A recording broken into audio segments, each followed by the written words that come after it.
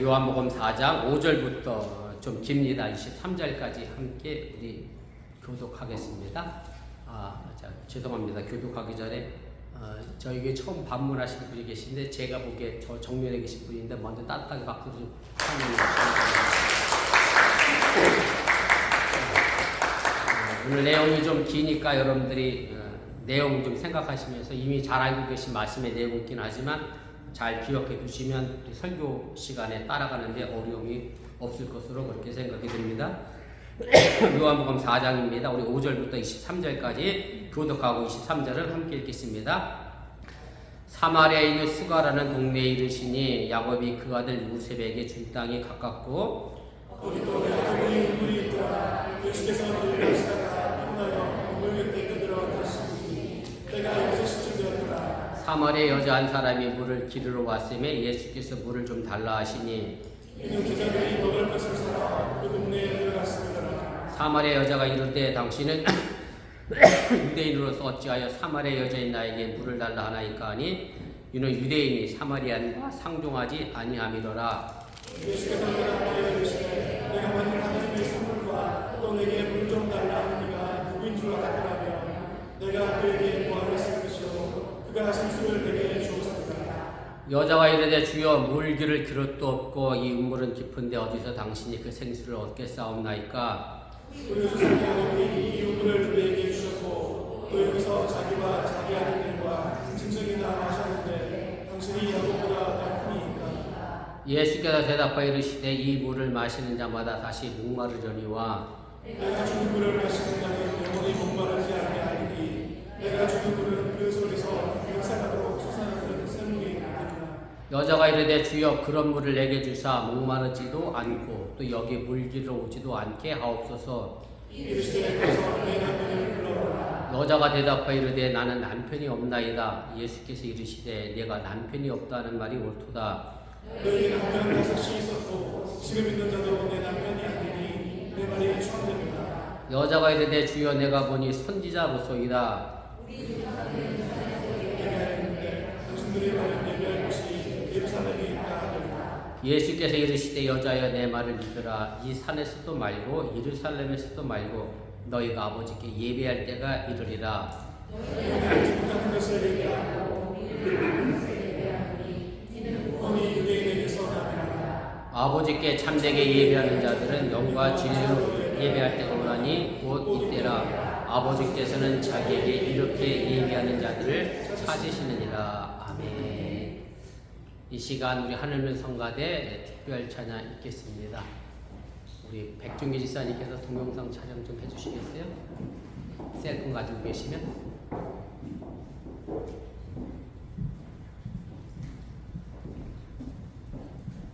백지사님 못 들으셨나봐. 동영상 촬영 성가대.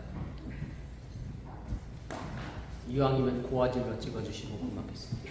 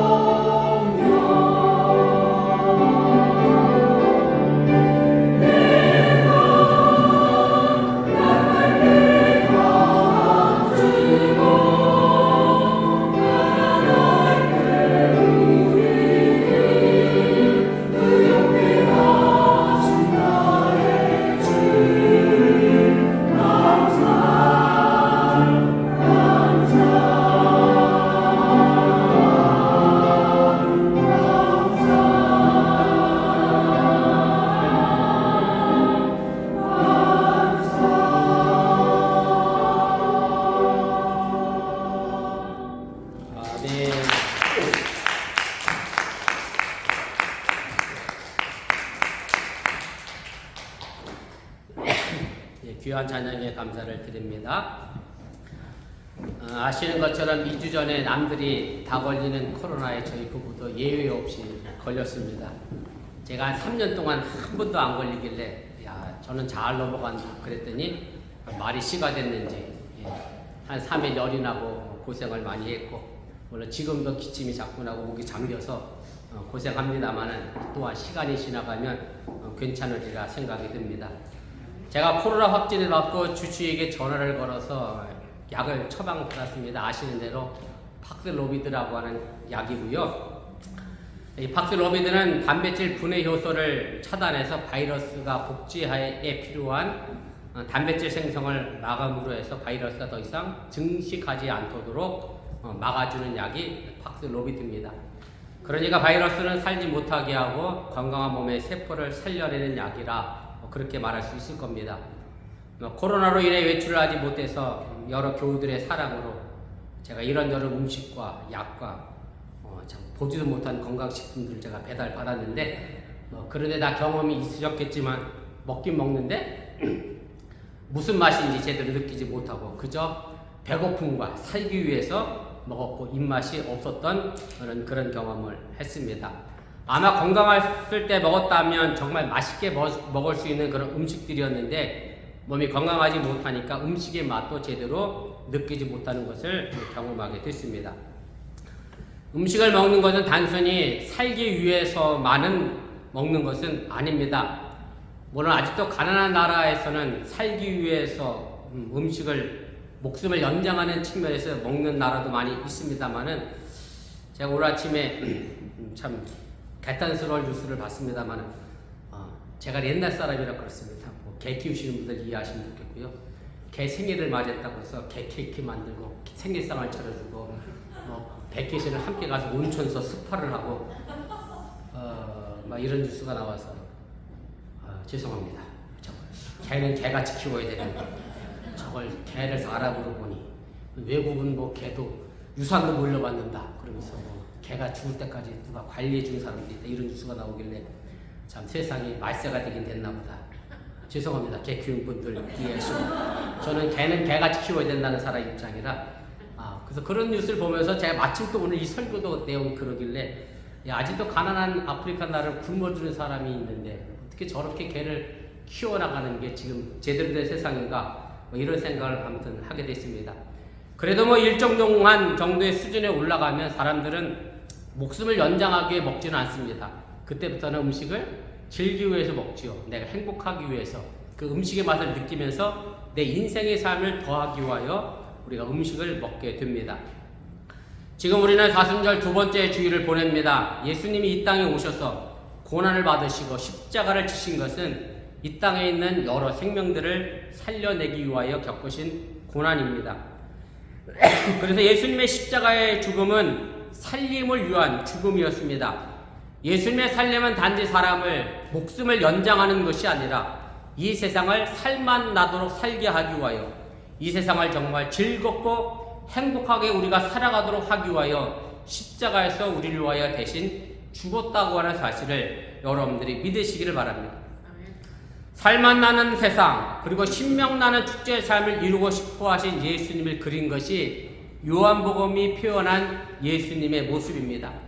그래서 예수님의 요한복음에서 일으킨 첫 번째 기적의 사건은 여러분들이 아시는 것처럼 요한복음 2장에 기록된 가나라고 하는 동네에서 일어난 혼인잔치에서 물로 포도주를 바꾼 사건입니다.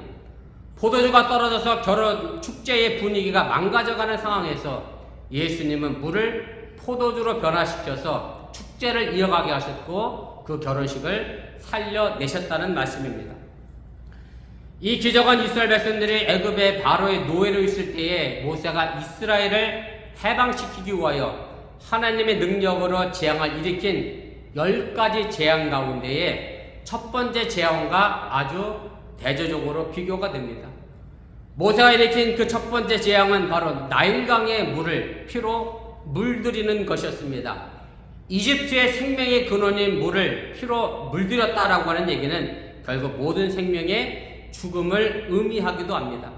모든 생명은 물이 없으면 죽기 때문에 그렇습니다.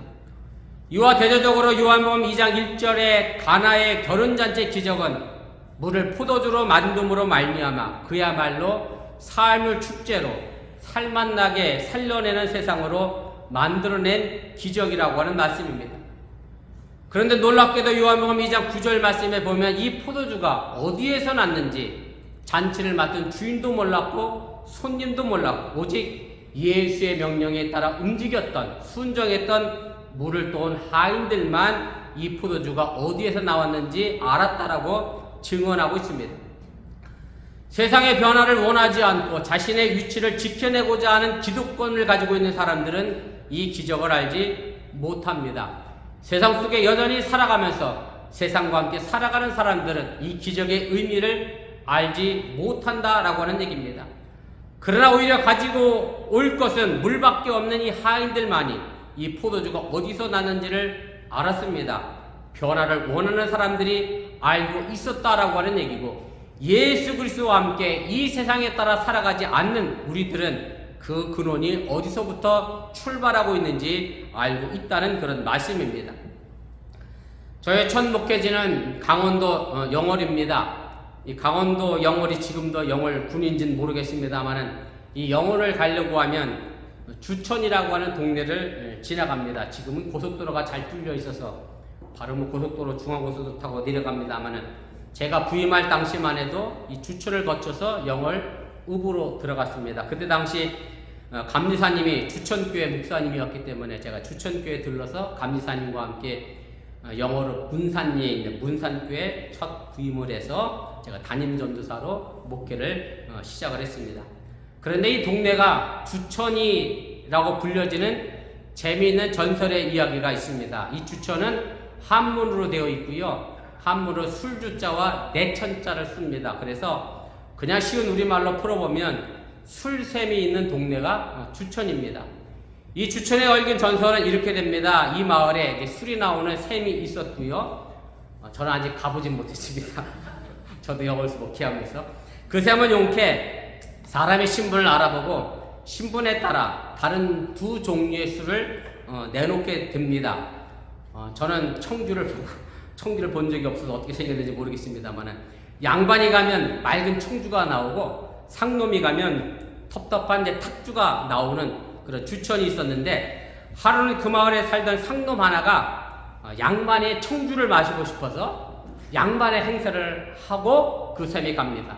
비싸게 돈을 들여서 양반 옷을 입고 갓을 쓰고 양반처럼 어흥어흥하면서 뒷짐을 지고 이 주천에 가서 술을 받아 먹으려고 했는데, 그런데 청주가 나온 게 아니라 그만 탁주, 막걸리가 나왔습니다.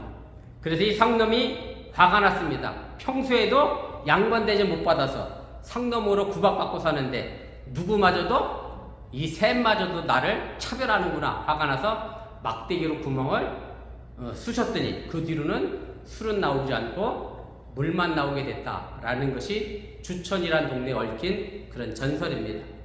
술이 물러 변한 이 술샘에 관한 전설은 신분에 따라 다른 종류의 술을 내놓는 술샘을 통해서 쉽게 말하면 그때 당시 타락한 세상을 고발하고 있는 것이고, 사람을 구분해 놓고 계층 간의 갈등과 불화를 조장하는 일종의 신분 차별을 철폐하는 그런 개념의 전설이 이 술샘 속에 나와 있는 전설의 내용이라고 하는 얘기입니다. 그런데 중요한 것은 이런 타락한 술샘을 망가뜨린 것은 양반이 아니라 바로 상놈이었다라고 하는 사실입니다. 아마 양반은 계속해서 그 샘에서 청주가 나오고 막걸리가 나오기를 바랬을 겁니다. 그래야 자신들이 양반의 대접을 받고 있다고 생각하고 우쭐댈 수 있었기 때문일 겁니다. 그런데 이 상놈은 양반에게는 청주를, 상놈에게는 막걸리를 내놓는 이 술샘의 불평등이 못마땅했습니다. 그래서 술샘 마을의 그 상놈은 기전 질서에 도전하게 됐고, 마침내 술샘을 물샘으로 바꾸어 놓아 술이 아니라 물이 솟아나는, 더 이상 사람을 차별하지 않고 양반에게나 상놈에게나 똑같은 물을 내놓는 특정한 계층이 아닌 모든 사람을 살리는 물샘이 되게 만들었다는 말씀입니다. 예수님은 우리가 함께 읽은 본문에서 보면 사마리아 땅 수가라는 마을에 야곱이라고 하는 이름의 우물가에서 한 여인에게 생명의 물을 전해줍니다. 사실 사마리아는 유대인들이 가기를 싫어하는 지역입니다. 제가 이미 여러 번 말씀을 드렸습니다마는 이스라엘은 솔로몬 임금 이후에 이스라엘의 3대 왕이 솔로몬이잖아요. 솔로몬이 죽고 난 다음에 남과 북이 나눠지게 됩니다. 그래서 일명 남쪽은 유다라고 불렸고 북쪽은 이스라엘이라고 불렸습니다. 그리고 남쪽의 수도는 예루살렘이었고 북쪽의 수도는 사마리아였습니다. 그래서 남유다, 북이스라엘이 남과 북이 나눠져 왔고 그때부터 이스라엘은 그렇게 그 남과 북이 나눠진 것이 고착화됐습니다. 그런데 사마리아 사람들은 과거 남과 북이 나눠져 있던 그 시절에 아수르라고 하는 나라가 이 북쪽 이스라엘 쳐들어와서 자기네 나라와 함께 혼혈 정책을 피게 됩니다. 그래서 아수르 민족들이 강제로 북쪽 이스라엘 여자들과 결혼을 하게 되고 그로 말미암아 혼혈이 됐습니다. 그래서 우리나라도 늘 자랑하는 게 단일 민족을 자랑합니다만은 뭐 그렇게 자랑할 것도 요즘 못 되는 것 같아요. 글로벌 시대라 단일 민족이 꼭 자랑만 아닌 것 같고요. 아무튼 순수 혈통을 주장했던 남쪽 유대 사람들 입장에서 보면 북쪽 이스라엘 사람들은 쉽게 말하면 더 이상 양놈이 아닌 상놈의 피가 흐르는 사람도 아닌 개 취급을 받던 그런 시절의 이야기가 바로 예수님과 사마리아 여인과의 대화 속에서 나오게 된다라고 하는 얘기입니다. 그래서 유대 남자들로부터 이 사마리아 여자들은 색을 밝히고 부정을 탄 사람들이고 재수 없는 사람들이 돼서 정말로 나쁜 욕을 들을 수밖에 없는 그런 시대적 상황이 남쪽 유다와 북쪽 이스라엘 사마리아와의 관계 속에서 나타나게 됩니다. 그런데 유대인인 남자 예수님이 놀랍게도 이 사마리아 여인에게 본문 7절에 이렇게 이야기합니다. 사마리아 여자 한 사람이 물을 기르러 왔음에 예수께서 물을 좀 달라 하시니 유대인이라면 특별히 남자라고 하면 전혀 상정도 하지 아니하는 사마리아 여인에게 더욱이 16절 이하를 보면 이 여자는 이미 남편이 죄송합니다. 5번을 갈아칠 정도로 지고 6번째 남편과 살아가는 말 그대로 속된 말로 팔자가 센 그런 여자인데 그래서 이 여인은 본문 6절에 보면 6시에 물을 기르러 왔다 그렇게 표현을 합니다. 이스라엘의 6시는 지금 우리 시대로 시간을 환산해 보면 낮 12시를 이야기합니다. 뜨거운 사막지대 팔레스틴 이 지역에서 낮 12시에 물을 뜨러 오는 사람은 아무도 없습니다. 아침 저녁 선선한 시간에 여자들은 물을 뜨러 운물가에 갑니다. 그런데 이 여인은 아무도 오지 않은 낮 12시에 물을 뜨러 갔습니다. 남쪽 유대 사람들에게도 사람 취급을 못 받던 이 여인은 동네에서조차도 손가락질 당하는 매장당한 죽어있는 그런 사람의 모습으로 사마리아 여인들은 야곱의 우물가에서 물을 뜨게 됐다라고 하는 얘기입니다. 물을 달라는 예수님의 말을 건네므로 이 여인은 깜짝 놀랐습니다. 그래서 그냥 물을 주면 되는데 이 여인은 당돌하게 오늘 본문 9절에 예수님께 이렇게 말을 합니다. 사마리아 여자가 이르되 당신의 유대인으로서 어찌하여 사마리아 여자인 나에게 물을 달라 하나이까 하니 이는 유대인이 사마리아인과 상종하지 아니함이로라.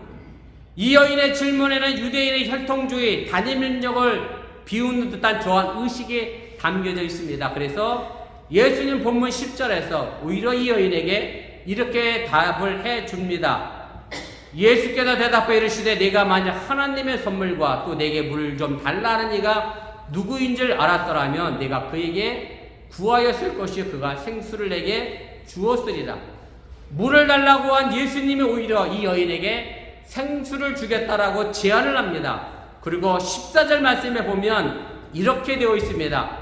내가 주는 물을 마시는 자는 영원히 목마르지 아니하리니 내가 주는 물은 그 속에서 영생하도록 솟아나는 샘물이 되리라.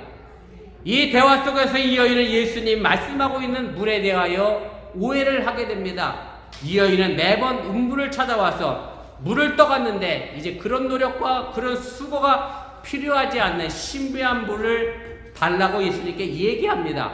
이 물을 말 그대로 물리적인 물로 이해를 했습니다. 그래서 자기가 목이 마르지 않도록 자신에게 물을 달라고 요구하게 됩니다. 그러나 예수님은 물리적인 물을 말씀하신 것은 아닙니다. 마치 요한복음 3장에 나와 있는 것처럼 니고데모가 엄마 뱃속에 다시 들어갔다가 내가 2번 태어난다라고 오해했던 것처럼 이 여인도 그렇게 이 예수님의 물을 물적인 물로 오해했다는 그런 말씀입니다. 예수님은 정작 물이 필요한 사람이 자신이 아니라 이 여인이라는 것을 알고 계셨고, 그래서 이 여인에게 영원히 목마르지 않는 물, 예수님 자신, 예수님의 말씀을 보여주고 가르쳐 주고 싶었다라고 하는 얘기입니다. 그런데 뜬금없이 예수님께서 물을 주겠다고 하더니 오늘 보면 16절 말씀에 이상한 대화로 그 대화가 넘어가게 됩니다. 이르시되 가서 네 남편을 불러오라 말합니다. 그러자 이 여인은 자신이 남편이 없다고 대답합니다. 그러자 보면 17절 18절에 예수님이 이렇게 말씀을 합니다. 예수께서 이르시되 내가 남편이 없다는 말이 옳도다. 너에게 남편이 5이 있었고 지금 있는 자도 네 남편이 아니니 네 말이 참되도다. 여러분들이 이 본문을 읽을 때마다 어떤 생각이 드셨는지 모르겠습니다만은 왜 예수님이 갑자기 생수 말씀을 하시다가 대화를 받고 남편을 불러오라고 얘기했을까? 저는 그런 생각을 해보게 됐습니다. 바로 여기에 이 여인의 간절한 목마름이 어디 있는지를 알게 됩니다. 이 여자는 남편을 5번 이상 바꿀 정도로 사랑의 목이 마른 사람이었습니다. 이 남자에게 배신당하고 저 남자에게 이혼당하고 버림받은 여인, 그래서 사람이 없는 대낮에 물을 길러 올 수밖에 없는 소외당하고 외로웠고 동네에서 매장당한 죽임당한 여인이 바로 이 여인이었고, 그래서 이 여인은 항상 사랑에 목말라하고 있었고, 이 여인은 목마르지 않는 생수 영원한 생명 예수의 말씀을 그래서 예수님은 전해주고 싶었다라고 하는 얘기입니다. 우리가 인생을 살아가면서 우리는 늘 밖에서 우리를 살릴 것을 찾고 있습니다. 그냥 쉽게 예를 들면 뭐 이런 말들을 자주 합니다. 나는 돈이 없어서 뭐 하겠다? 제가 오늘 일부 예배 때 유수한테 이랬더니 어떤 아이가 얘기해요. 돈이 없어서 자식을 팔겠다, 누가 그랬나 봐. 성원이가 돈이 없어서 자기를 팔겠다고 그랬대. 설마 그러진 않았겠지. 돈이 없어서 죽겠다. 누가 미워? 죽겠다. 배가 고파서 죽겠다. 배가 불러서 죽겠다. 전부 내 밖에 있는 물질, 내 밖에 있는 사람들 때문에 내가 죽겠다라고 이야기합니다. 말 그대로 이런 것들이 우리를 죽이는 것들인지 우리가 깊이 생각을 해볼 필요가 있습니다. 무슨 말씀인가 하면 돈이 없어 죽겠다라고 하는 얘기는 결국 내 안에 있는 욕심이 내가 돈이 더 많이 갖고 싶기 때문에 그런 말을 내뱉게 만든다라고 하는 얘기고, 내 안에 있는 세상의 욕심과 욕망이 나를 끊임없이 힘들게 하고 나를 끊임없이 죽게 만든다라고 하는 사실을 여러분들이 깨달으시길 바랍니다. 어제 아침 기도회를 마치고 제가 오믈렛을 만들어 집사람과 아침을 먹었습니다. 집사람이 제게 이런 주문을 합니다. 햄을 많이 넣어달라. 그러면서 장사하는 사람처럼 햄을 그렇게 조금 넣지 말아라. 그래서 제가 이렇게 대답을 했습니다. 나는 야채와 적정 비율을 맞춰서 햄을 넣는 것이지 장사하는 마음으로 햄을 넣는 게 아니다. 그래서 제가 평소에 1장 넣었던 거를 그날은 2장 더해서 3장을 넣어서 제가 햄을 만들어 줬습니다. 그러면서 제가 이렇게 얘기했습니다. 어려서 햄을 못 먹고 자라서 햄에 대한 욕심이 많구만. 그랬더니 우리 집사람이 저한테 묻습니다. 당신은 그럼 햄을 먹고 자랐어? 가만히 생각해보니 저도 햄 먹고 자란 기억은 없습니다. 그런데 뭐 특별히 햄을 더 먹고 싶다는 그런 욕심은 없는데, 그런데 우리 집사람이 그래요. 자기는 어려서 엄마가 김밥 싸줄 때 김밥에 햄이 없었대. 김밥에 꼭 뭐가 들어가면 좋겠는데 백설햄, 사각햄이 딱 들어가면 좋겠는데 요즘 아이들은 이해 못하겠지만 그렇게 살았던 시절도 있었습니다. 햄을 못 살 정도 어려웠던 시절. 그래서 뭐 햄이 먹고 싶었던 그런 어린 시절이 있었다라고 이야기하면서 집사람이 제게 그래요. 욕심 없는 당신과 살면서 자신도 많이 욕심이 없어졌다, 그런 말을 하는데, 제가 그래서 스스로 생각해 봤습니다. 내가 정말 욕심이 없는 사람인가? 저 자신을 돌아봤는데 저도 욕심이 굉장히 많은 사람입니다. 아마 욕심 없이 살아가는 사람은 이 땅에 한 사람도 없을 것이라 생각이 듭니다. 그래서 많은 사람들이 그 욕심 때문에 늘 힘들어합니다. 그 욕심이 항상 다른 사람과 비교를 하게 되고 그 욕심이 나의 자존심을 망가뜨릴 때가 너무 많다는 말씀입니다. 더 나아가 내 안에 있는 게으름이 나를 힘들게 합니다. 내 안에 미움이 나를 힘들게 합니다. 내 안에 사랑의 마음이 없는 것이 나를 힘들게 합니다. 결국 내 안의 것을 잘 다스릴 때 우리가 살아낼 수 있음을 여러분들이 믿으시기를 바랍니다. 고도상호 가운데 이런 말이 있습니다. 좀 풀어 쓰면 이해하실 수 있는 말인데 한문으로 이렇게 되어 있습니다. 기우명 묘구라는 그런 한문인데 이 말의 뜻은 소를 타고 소를 찾는다는 뜻입니다. 요즘 말로 하면 셀폰 들고 셀폰을 찾는 것이고 안경 끼고 안경 찾는 격일 것이다 라는 생각이 드는데 그 다음에 고사성어는 이렇게 이어집니다. 소를 탔으면 어떻게 하면 됩니까? 소를 막 찾았어요. 그랬더니 옆에 있는 사람이 너 지금 소 타고 있어. 그럼 어떻게 하면 될까? 그럼 소 탔으면 어떻게 하면 되겠어요? 소 타고 그냥 가면 됩니다. 안경 끼고 계셨으면 그냥 안경 끼고 세상을 바라보면 됩니다.